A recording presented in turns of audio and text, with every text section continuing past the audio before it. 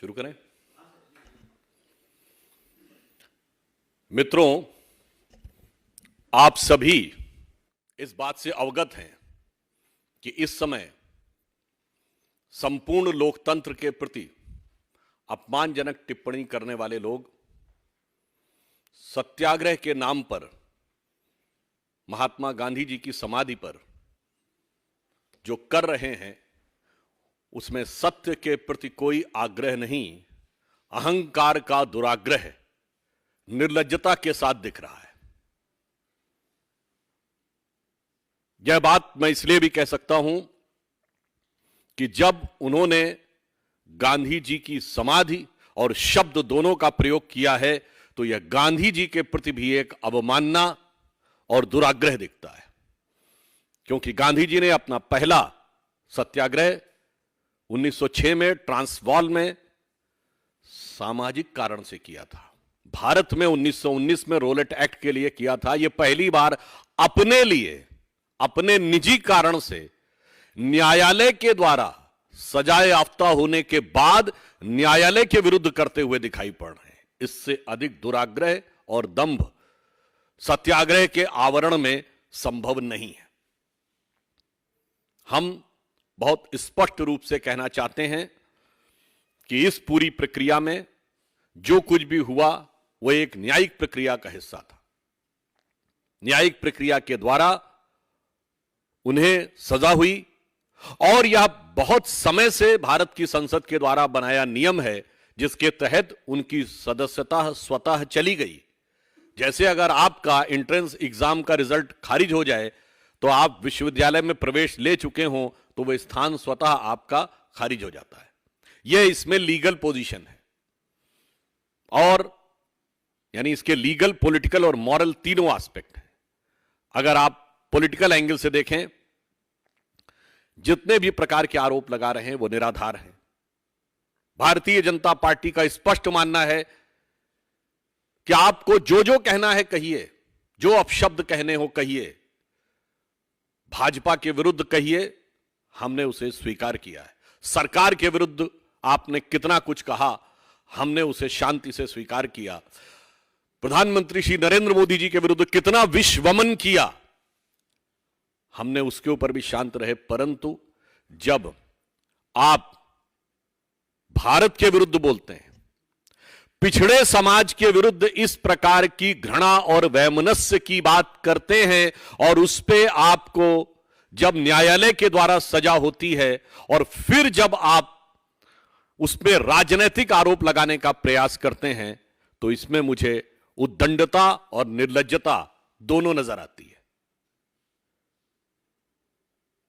और यह हमें स्वीकार्य नहीं है, क्योंकि यह भारत और भारत की परंपरा का अपमान है।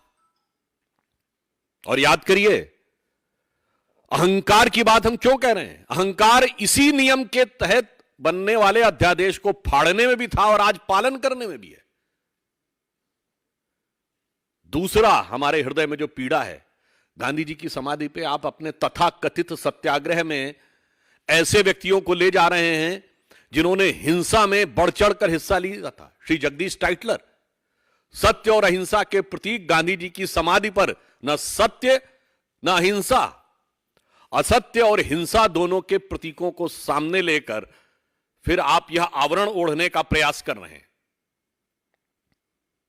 और उससे अधिक हद तो तब हो गई जब कांग्रेस के वरिष्ठ नेता और राज्यसभा में कांग्रेस संसदीय दल के उपनेता प्रमोद तिवारी जी इस सीमा तक चले गए कि जब सजा दी जानी चाहिए तो परिवार को देखकर, यानी गांधी परिवार की पृष्ठभूमि को देखकर दी जानी चाहिए। यानी यह बहुत आश्चर्यजनक बात है। इसके अंदर भी एक संवैधानिक विषय है कि कांग्रेस पार्टी न्यायालय के न्यायिक विवेक से अपने को ऊपर समझती है। It means Congress party considered themselves superior than the judicial jurisprudence of the courts and they will decide that in what manner and on what basis the court should give their final verdict. इसलिए मैं कहना चाहूंगा कि शायद, जिसे कहावत है ना हिंदी में, रस्सी जल गई पर बल नहीं गया, एक देश में दो विधान इन्हें आज भी चाहिए। एक विधान आम आदमी के लिए और एक विधान अपने परिवार के लिए। वैसे एक सरकार में दो प्रधान तो वो चला चुके हैं और पार्टी में भी दो प्रधान चला रहे हैं, यानी दो प्रधान चला रहे हैं और परिवार के लिए दो विधान इन्हें आज भी चाहिए। और फिर प्रमोद तिवारी जी कहते हैं परिवार की पृष्ठभूमि देख के देना चाहिए, तो मैं विनम्रता के साथ स्मरण दिलाना चाहता हूं कि आप ही के परिवार में आपकी दादी श्रीमती इंदिरा गांधी जी न्यायालय के द्वारा दोषी सिद्ध हुई थी चुनाव में धांधली के आरोप में। यह आपकी परंपरा है, पृष्ठभूमि है, और उन्होंने अपने को उसके बावजूद इंडिया इज इंदिरा कहा था। श्री राजीव गांधी जी भारत के पहले प्रधानमंत्री बने थे जो बोफोर्स में भ्रष्टाचार के आरोप में आए थे, और उन्होंने उसके बाद यह भी बोला था कि बड़ा पेड़ गिरता है तो धरती हिलती, यानी हजारों सिखों के नरसंहार को जस्टिफाई किया था। आपकी माताजी के छत्र छाया में चल रही सरकार में महात्मा गांधी की समाधि पर लिखे हे राम के राम को काल्पनिक कह दिया गया था। तो मान्यवर किस पृष्ठभूमि की आप बात कर रहे हैं? पृष्ठभूमि तो और भी ज्यादा खतरनाक नजर आ रही है, और यहां पर विषय उससे भी ज्यादा है। भारत के पिछड़े समाज के प्रति इस प्रकार का दुराग्रह, और उसके बाद आप जिस बेशर्मी के साथ उस चीज का समर्थन कर रहे हैं वो दुखद है, पीड़ादायी है। ईमानदारी तो यह कहती थी कि आपको क्षमा याचना करनी चाहिए थी, और दुख की बात यह है कि ये जितने भी अपने को पिछड़े दलितों के अलंबरदार बनते हैं वो अचानक मौन साधना में क्यों चले गए? इतना बड़ा बयान, जातिगत अपमान पूरे पिछड़े वर्ग का किसी अन्य ने कर दिया होता तो पूरे देश में आग लगा दी होती, परंतु आज ऐसा लग रहा है कि ये सारे के सारे अलंबरदार मौन साधना में चले गए। बड़े आश्चर्य की बात है जो ये कहते हैं थे कि आतंकवाद का मजहब नहीं होता, वो दो सरनेम के आधार पे भ्रष्टाचार की जाति बताने लगते हैं। कितनी डुप्लिसिटी ऑफ द कैरेक्टर है इनमें। और मैं ये भी कहना चाहूंगा, शायद राहुल गांधी जी के लिए चोर शब्द बहुत भारी पड़ रहा है। 2019 के लोकसभा चुनाव में उनको इसी के लिए सर्वोच्च न्यायालय से लिखित माफी मांगनी पड़ी। मान्यवर, मैं कांग्रेस के नेताओं से कहता हूं पृष्ठभूमि यह है, न्यायालय के द्वारा लिखित माफी मांग चुके हैं, न्यायालय के द्वारा बेल पर हैं भ्रष्टाचार के आरोप में, और न्यायालय के निर्णय को मिसकोट करने के लिए अनकंडीशनल एपोलॉजी मांग चुके हैं। तो आप किस पृष्ठभूमि की बात कर रहे हैं?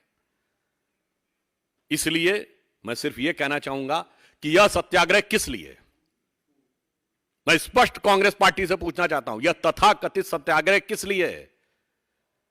आपने पिछड़ी जाति का अपमान किया, उसको जस्टिफाई करने के लिए, या न्यायालय ने आपको सजा दी है तो न्यायालय के विरुद्ध है, या भारत के जिस नियम के तहत आपको उस सजा के कारण डिस्क्वालीफाई होना पड़ा है उसके विरुद्ध है, या हिंसा में शामिल लोगों को आपने इसमें साथ में लिया है तो यह अहिंसा के विरुद्ध है। इसलिए मैं यह कहना चाहता हूं कि यह कोई लोकतंत्र के लिए नहीं है। लोकतंत्र के अंदर राजनीतिक अहंकार का पूर्वाग्रह जिन लोगों में है और पिछड़ी जातियों के प्रति दुराग्रह जिन लोगों में है, यह उनके अहंकार का एक प्रदर्शन मात्र है और कुछ नहीं। और यदि मैं कहूं कि बहुत दुख की बात है, यह किसी भी भारतीय के लिए पीड़ा की बात है कि महात्मा गांधी की समाधि पर महात्मा गांधी के सत्याग्रह शब्द का प्रयोग यदि ये लोग करते हैं तो गांधी जी के सत्याग्रह और इस तथाकथित सत्याग्रह में उतना ही अंतर दिखता है जितना पंचतंत्र में भगत और बगुला भगत में। धन्यवाद।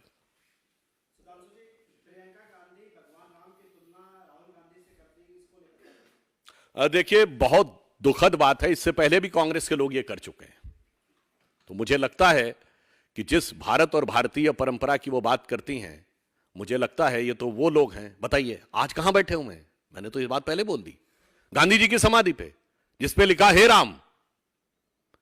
गांधी जी का राजनीतिक दर्शन था राम राज्य, नित्य का भजन था रघुपति राघव राजा राम, अंतिम शब्द था हे राम। और ये राम के मंदिर के खिलाफ खड़े, राम भक्त कारसेवकों के खिलाफ खड़े, राम को काल्पनिक बताने वाले आज अपने अहंकार को छुपाने के लिए भगवान राम के नाम का प्रयोग कर रहे हैं। इसीलिए मैंने यह बात कही, वही अंतर है जो भगत और बगुला भगत में।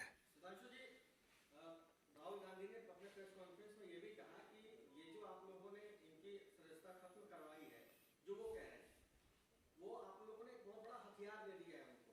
अब वो पूरे देश में आंदोलन करेंगे और बीजेपी की सच्चाई। देखिए, मैं अन्यथा नहीं कहना चाहता। जिसको वो तथाकथित हथियार कह रहे हैं, ऐसे कितने ही हथियार वालों के तो वो साथ में खड़े रहे हैं। उन्होंने सहानुभूति व्यक्त की हथियार वालों के साथ, और उस हथियार के द्वारा उन्होंने लोकतंत्र को घायल किया है। इसलिए मैं ये कहना चाहता हूं, बहुत साफ, पुनः मैं अपनी बात कर रहा हूं, वो साफ करें कि इनका तथाकथित सत्याग्रह किसके खिलाफ है। पिछड़ी जातियों का अपमान किया, उसको न्याय संगत ठहराने के लिए, for which they are doing this. They are trying to justify that what they have used the dastardly words against the OBC community, or they are doing this against the judgment of the court, or doing this against the law of the parliament, or doing this because they are incorporating people who are involved in the violence. So this is against the non-violence. They should make it very clear.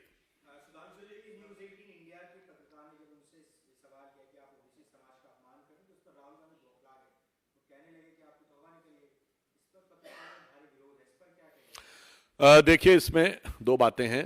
Rahul Gandhi ji Bharat की राजनीति के, उनकी कई characteristics हैं। वो चिर युवा हैं, 50 पार करने के बाद भी युवा हैं। चिर व्याकुल भी हैं, आप देखेंगे वो हमेशा एजिटेटेड रहते हैं। पर चिर व्यथित भी हैं, दुखी भी हमेशा रहते हैं। और चिर कुपित भी हैं, गुस्से में भी हमेशा रहते हैं। तो he is a perpetually youth, perpetually frustrated and perpetually agitated. तो this is nothing but a reflection of his own characteristic. और जहां तक मुझे जानकारी है कि शायद वो पत्रकार शायद कांग्रेस बीट के ही थे।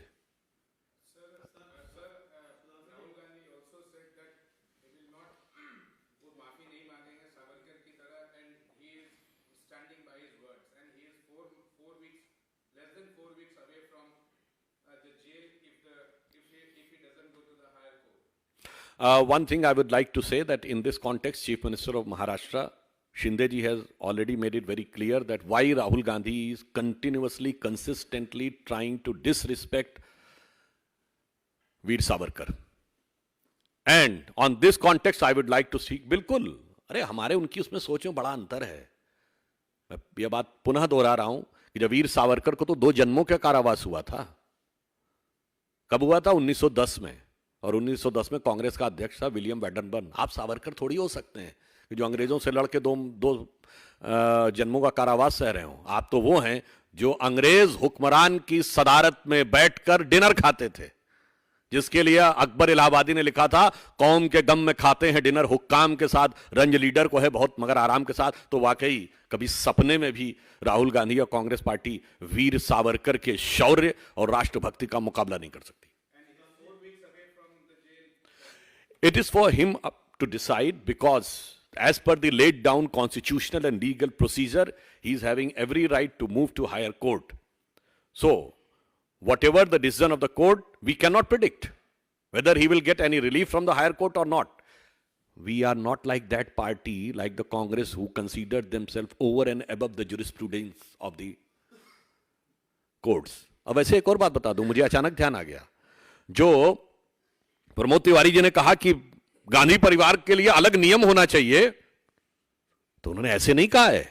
हमें याद आ गया पिछली सरकार में जब हम लोग जाते थे एयरपोर्ट पे, तो जो विशिष्ट अतिथियों के लिए लाउंज होता, उसमें क्या लिखा रहता था? भारत के राष्ट्रपति, भारत के उपराष्ट्रपति, मुख्य न्यायाधीश, प्रधानमंत्री, मंत्री, सांसद, और नीचे लिखा रहता था श्री रॉबर्ट वड्रा। अलग विधान था परिवार के लिए। वही मानसिकता आज भी उनके ऊपर है। तिलमिलाहट इस बात की है कि मैंने अगर पिछड़ी जाति का अपमान भी कर दिया तो अलग कानून मेरे लिए होना चाहिए।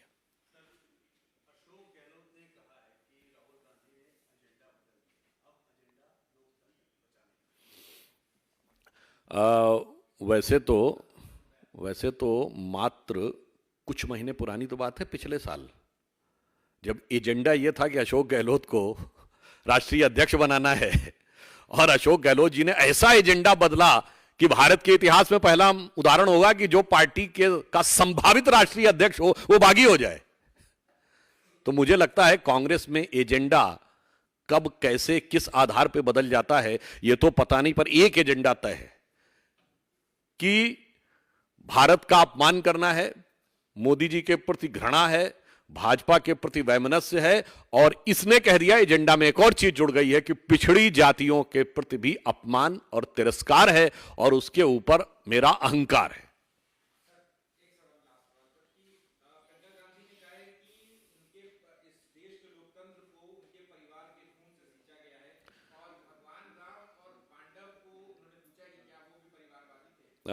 देखिए, मुझे बड़ा आश्चर्य होता है, आज तो ये तथाकथित सत्याग्रह गांधी जी की समाधि पे चल रहा है। अब वो कह रही है खून से सींचा, और हमें तो इतिहास में पढ़ाया कि एक बिना एक भी खून की बूंद बहाए आजादी मिल गई। तो भाई प्रियंका जी, क्या सत्य है ये तो बता दीजिए। जो आपकी सरकारों के दौरे हुकूमत में किताब में पढ़ाया गया कि गांधी जी ने बगैर खून की बूंद बहाए आजादी दे दी, या वो जो आप कहने का प्रयास कर रहे हैं। और फिर यदि ये कह रही हैं तो मैं कांग्रेस पार्टी को चुनौती से कहता हूं कि वो एक कांग्रेस का राष्ट्रीय अध्यक्ष स्तर का नेता बताएं जिसने अंग्रेजों के जमाने में जिसका खून बहा हो, जो अंग्रेज की गोली से मारा गया हो। नंबर 2, अंग्रेजों के समय में फांसी चढ़ा हो। नंबर 3, अंग्रेजों के समय में काला पानी गया हो। नंबर 4, लाला लाजपत राय जी जो 1920 में कांग्रेस के अध्यक्ष थे, उनको छोड़ दें तो जिसने लाठियां भी सही हो। हाँ, ऐसे बहुत से उदाहरण हैं कि अंग्रेजों के साथ मैत्रीपूर्ण सुमधुर संबंध के चलते हुए बड़ी सहजता के साथ, जलवाए जलाल के साथ, पूरे जमाल के साथ वो रहते थे। तो वो बता दें। कांग्रेस के सामान्य कार्यकर्ता बहुत से लोग जाते थे, उनके साथ हुआ होगा। मैंने कहा उस स्तर का कोई व्यक्ति बता दे तो मैं उनकी बात स्वीकार करने को तैयार हूं। अपनी ही बातों को काटना यह कांग्रेस की स्वाभाविक प्रवृत्ति है। और मैं पुनः कह रहा हूं, एक ही बात है, वह स्पष्ट करें ये तथाकथित सत्याग्रह किसके खिलाफ है? पिछड़ी जाति के अपमान के को जस्टिफाई करने के लिए है, कोर्ट के निर्णय के खिलाफ है, भारत के संविधान के खिलाफ है, या जिन हिंसात्मक लोगों को अपने साथ में रखा है यह उस अहिंसा के भी खिलाफ है।